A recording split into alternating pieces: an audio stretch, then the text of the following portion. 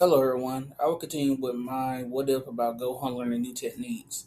Gohan arrives at the lookout where he greeted Piccolo and Dende. Piccolo, happy to see his student and friend, is wondering why Gohan is visiting. Gohan asks him if there are other means to fight since he believes after seeing the Ginyu Force that there are specific techniques that he wants to start creating. Piccolo, hearing Gohan out, is impressed. In truth, considering that he and Roshi have their own specific techniques that no one else can copy, maybe making more techniques is the way to go. Creating new techniques are not just key blasts to waves attacks should not be so difficult. However, Piccolo believes that maybe Gohan should train with someone like King Kai to focus on making some new moves. After all, he is the one who taught Goku two moves that the rest didn't learn. Gohan would have to learn instant transmission for that, and that's when it clicked for him to go find the Dragon Ball so he can travel to Yardra to do it. Gohan went to Bulma to ask for the Dragon Radar. He then found all the Dragon Balls before the day was over. After talking to Chi-Chi and explaining that he will be back and assuring her that he will study more without complaining once until she's willing to give him a break, Chi-Chi concedes and Gohan summons Shenron. Thanks to Shenron being connected to Dende, he can now grant more wishes. Chi-Chi uses hers to make sure that she has enough money for her sons so that they can live a comfortable life until they can get their own jobs. Gohan asks the dragon to send him and Piccolo straight to Yardrat, and that the third wish is that they be able to return to Earth the moment they say a Pacific phrase, since everybody else's power level except for Vegeta will eventually not be strong enough for them to sense if they're not fighting. And that's if Vegeta even bothers to raise his power level at all. Shenron granted their wishes, and Gohan and Piccolo ended up on Yardrat. The people of Yardrat were happy to see the son and friend of Goku, and once they heard of what the two wanted, they were more than happy to teach them what is known as spirit control.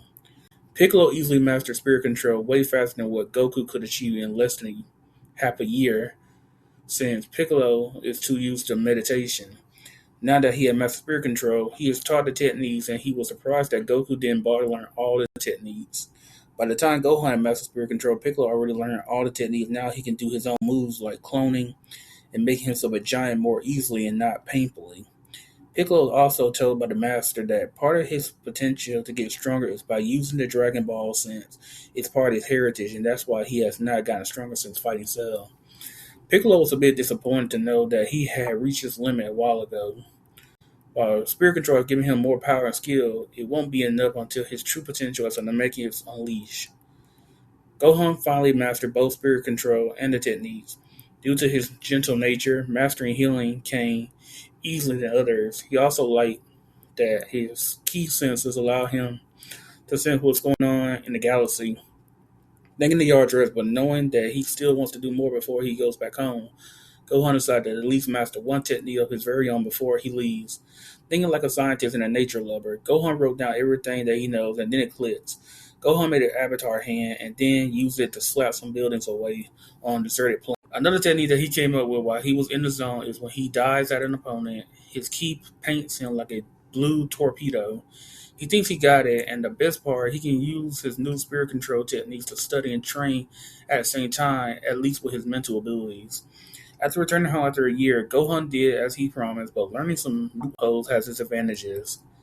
He used his time while his clone studies to meet old friends who assure him that they will never tell Chi-Chi a single thing about him visiting them while he's supposed to be studying.